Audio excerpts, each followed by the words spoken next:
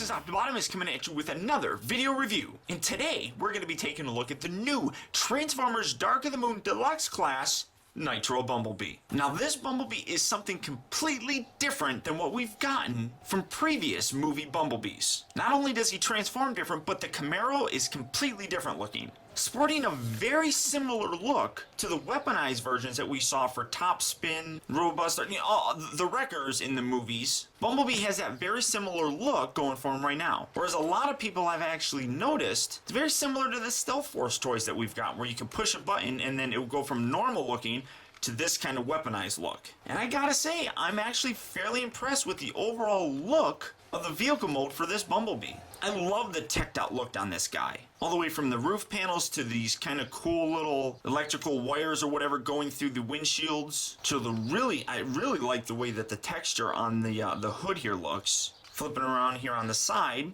and coming out from the rear windshield, basically you have dual jet engines. Really kind of cool. I love the way that this thing looks. Just absolutely fantastic, and it's the second Deluxe Bumblebee that we've gotten so far with the Dark of the Moon. This guy being the first one, you can see right away the differences between the two. In terms of the size, they're just about the same. And Nitro is missing some of the actual paint details that the original Dark of the Moon Bumblebee has. You can see he's got some nice painted headlights where his are black. You got black here on the bottom section, whereas that's just molded yellow. Flipping around here on the side. And one other big notice is you see that the rims on the original version are nice painted silver, while these ones are black. This is actually more accurate looking from the pictures that we've seen of Bumblebee in the movie. No Autobot logo here on the Nitro one. Flip around here on the back, and there's some more differences that you can see. Obviously, you can't see any of the taillights. But the rear license plate here on the original painted silver, where this one is just left with the molded yellow plastic, and then the exhaust section down here is all nice and black, whereas this is just molded yellow as well. No spoiler, obviously, and the racing stripes are much different looking. These are textured, whereas these ones aren't, but I still really like the way this guy looks. Now, he does come with his MechTech weapon, which I find it odd that his MechTech weapon actually really reminds me more of the MechTech, or, well, not even MechTech, but the weapon for, if you guys are watching Transformers Prime, that really kind of looks like the weapon that Bumblebee uses in Prime. Kind of like a double-bladed or double-barreled gun or something, and you see there's the MechTech thing. He's got a lot of MechTech ports. 1, 2, 3, 4, 5 total MechTech ports. You can just plug that right in there, and you can have that whole thing. But also something that's really cool, if you have Top Spin, you have all these other weapons as well, and these can very easily plug in to the various ports and give him even more of a weaponized look. And well, I got those reversed, but I mean, you can have something like that, or even take this off, because that kind of looks stupid. Take that off, straighten these out, and I really kind of like the way that that looks right there. So some nice customability with this Nitro Bumblebee. As I said, the transformation on here is much different than anything that we've gotten previously, which is a really nice kind of change of pace. First, what you want to do, just come around to these wheels and take these and fold them all the way back, just like so. Then extend the doors out. The doors actually don't open like normal doors. You have to slide them out like that and then rotate them up just to kind of get them out of the way for right now. So you have it like that. Come around here to the bottom. You can take the arms, rotate these out and up. Kind of get everything out of the way. There we go. You can position them out like so. Take this little section here and bend that down. Come around here to these panels. You can fold these up and then rotate these down over his head just like that. We'll get to this little bit here in a section, and that just kind of folds up there. Push that all the way down just like that. Then a little cross piece comes right up there, and just leave it just like that. Come around here to this back section, separate this, kind of rotate these doors out of the way. You can flip this back. This is kind of a pain in the butt. Get that up like so, rotate that down, and then you're going to see that there's a little tab and a little groove slot that you just, oops, pop everything into, and just kind of fold it up like that. Fold that back like so. Yeah, well, that's a little bit too much, I think. There we go. Then kind of just however you really want to, and this is a little bit of a annoyance. There we go. Get that up. There we go. Kind of fold that down. Now, you can leave it like this, which is going to have this big giant hole thing here, which I don't particularly like. So if you don't push it all the way up, you can actually, and I know this is kind of a cluster of moving parts here, guys, so I do apologize, but kind of push this back, kind of angle that back so it's like that. And it doesn't look as bad, at least in my opinion, I suppose, but it doesn't stick out so much from his head.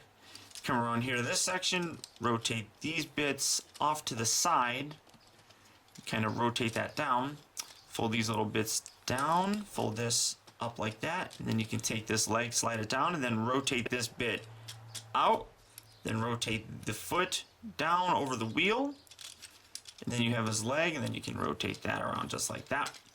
Do the same on the other side. Fold that, yeah, get that up, come on. Get that around. Get that up. Rotate this outward. Rotate the foot down. Again, rotate this around just to kind of cover everything up. And you see the legs transform completely. I mean, this is a completely different transformation than anything that we're really used to with Bumblebee. And I'm going to straighten out his legs so that everything's nice and balanced. And here you have Bumblebee in his robot mode. Now, much like I really enjoyed the way that the vehicle mode looked for this guy, I really enjoy the look of the robot mode. Now, there are a few things that I do differently. First of all, these are actually supposed to be tabbed down into this section.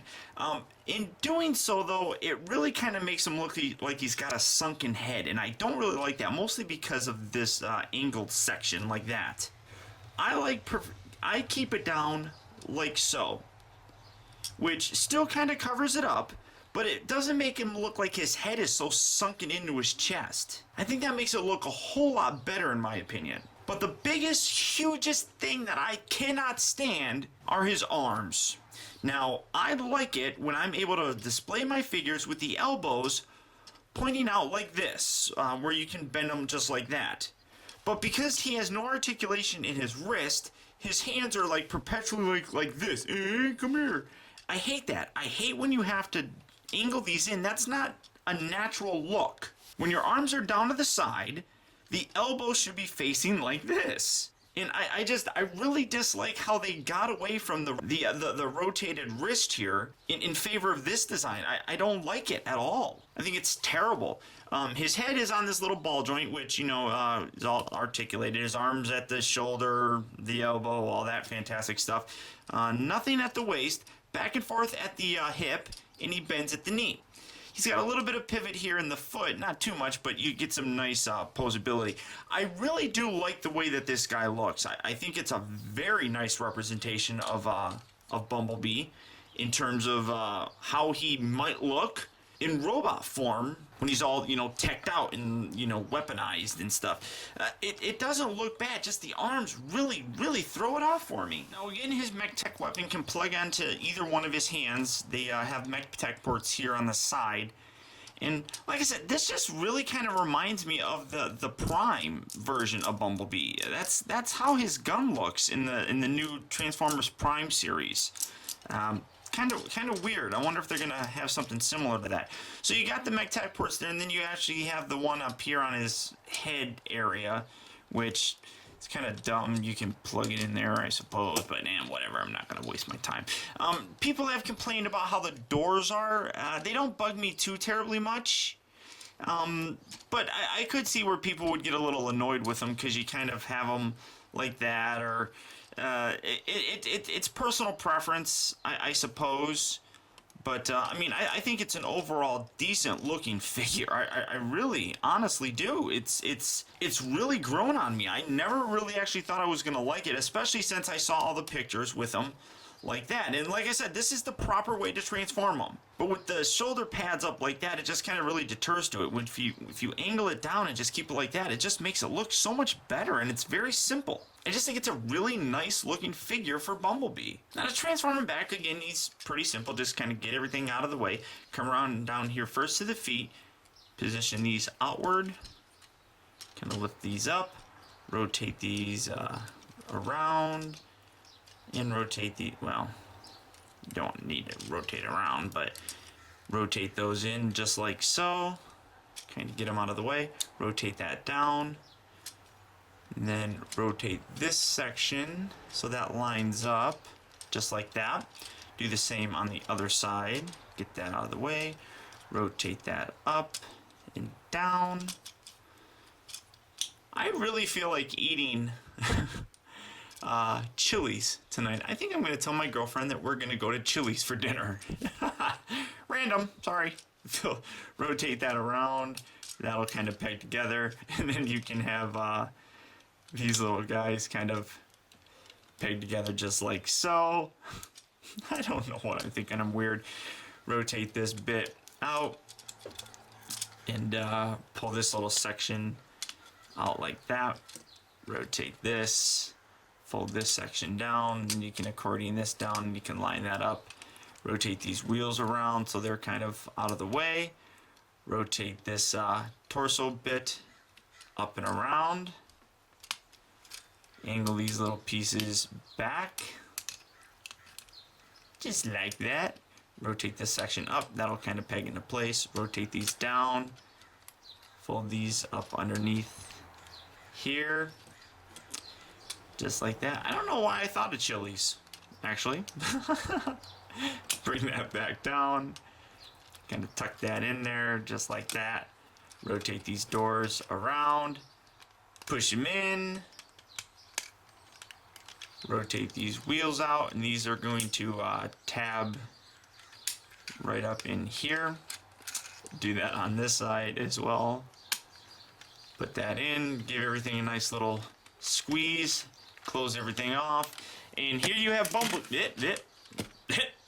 Bumblebee back in his vehicle mode. Now I know for the most part a lot of people are getting sick and tired of movie figures. Specifically ones that we've already gotten time and time again. Bumblebee alone has had more repaints and retools than I could possibly even think of. But this is an all-new Bumblebee, and I'm really actually impressed with it. His vehicle mode just looks fantastic. I really love the way he looks in his weaponized stealth force sort of mode. Very sleek, very cool, very alien and high-tech looking. The transformation, again, completely different from any other Bumblebee figures. I really enjoy what they did with the legs specifically. That's completely different. A lot of times, even with the previous Dark of the Moon Bumblebee, the legs are almost identical to every other version of Bumblebee that's out there. These legs are completely different, and I really love that. In his robot mode, really again looks really cool. When I first saw pictures, I was like, I'm not gonna like that thing because it looks like he's got sunken head syndrome. But positioning these little side panels when it's up on his shoulders and everything really makes him stand out differently and really gives him a much